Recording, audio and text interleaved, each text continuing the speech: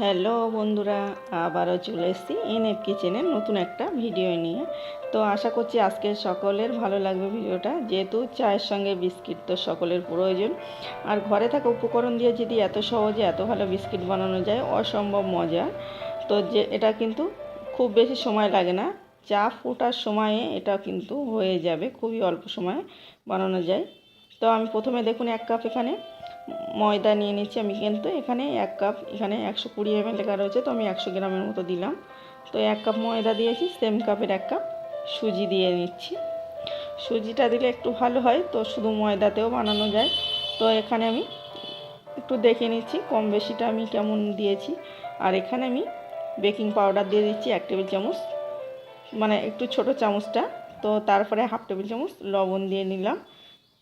তারপরে আমি এখানে একটু বড় 1 টেবিল চামচের গুঁড়ো দুধ দিয়ে নিয়েছি। আর এখানে যেহেতু শীতকাল, ঘি তো বসে গেছে, তো 1 টেবিল চামচ ঘি দিয়েছি। এটা গলানো দিলে 2 টেবিল চামচ হয়ে যাবে। তো ঘি দিয়ে সমস্ত শুকনো উপকরণের সঙ্গে একটু ভালোভাবে মেখে নিচ্ছি, ময়াম দিয়ে মেখে নিতে হবে। এটা একটু কাজটা সময় ধরে করে নিতে হবে।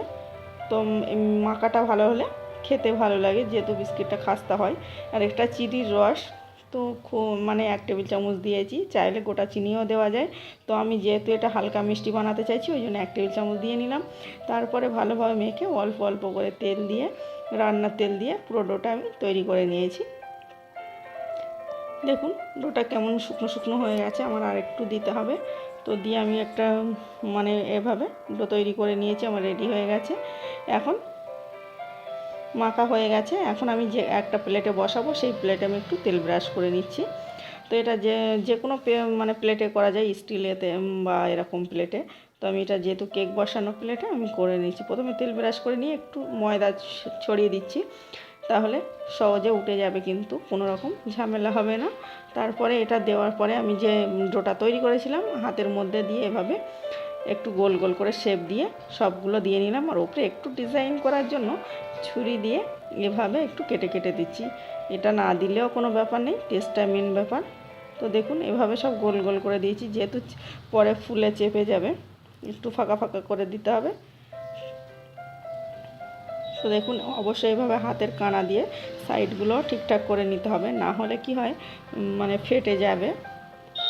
দেখুন একটু গোল করে নিলাম, এভাবে আমি একটা ভালোভাবে দেখিয়ে নিলাম। তো আমার দেওয়ার পরে একটু ছুরি দিয়ে আবারও এভাবে কেটে কেটে নেব।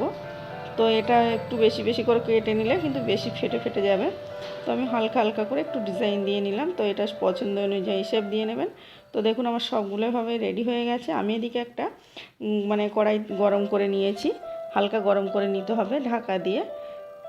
তারপরে এটা একটু গরম হয়ে গেলে এখানে একটা আমি এমন পাতলা কাগজ, এখানে 4টে আছে কাগজ, মানে প্লেটের উপরে দিয়ে নিলাম, 4 পর্দা কাগজটা আছে।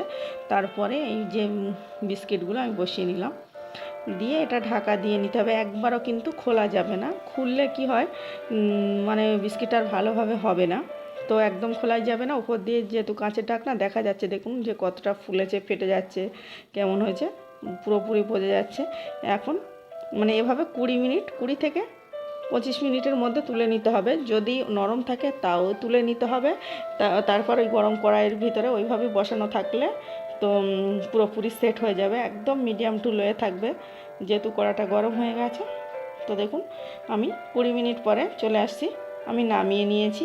একদম ভালোভাবে সেট হয়ে গেছে। একদম এটা কিন্তু খাস্তা হয়েছে, আমি তুলতে গিয়ে একটু মানে ভেঙে গেছে। তো অনেক খাস্তা হয়েছে, যেহেতু ময়ামটা ভালো দেওয়া হলে খাস্তাটা বেশি হয়, আমি আবারও বলছি। আর এটা অসম্ভব মজার হয়েছে, আশা করছি দেখেই বুঝতে পারছেন যে কতটা লোভনীয় হয়েছে। এটা কিন্তু এভাবে কৌটোতে ভরে রেখে দিতে পারেন। তো দেখুন ভালো লাগলে অবশ্যই অবশ্যই লাইক করবেন, আর এভাবে একবার বানিয়ে দেখবেন বন্ধুরা, ভালোই হবে। তো আশা করছি দেখেই বুঝতে পারছেন যে চুলায় কেমন সুন্দর বিস্কিট বানিয়েছি। ভালো লাগলে অবশ্যই একটা লাইক করবেন, আর বলতে ভুলবেন না আমার আজকে রেসিপিটা কেমন হয়েছে। বরাবরের মতো আবারও বলবো বন্ধুরা, যদি আজকে কোনো নতুন বন্ধু থেকে থাকেন অবশ্যই আমার চ্যানেলটাকে সাবস্ক্রাইব করে আমার পাশে থাকার অনুরোধ রইল। আবারও দেখা হচ্ছে অন্য কোনো ভিডিওয়। দেখুন, আর যদি আমার ফেসবুক পেজ থেকে দেখেন অবশ্যই ফলো করে দিবেন।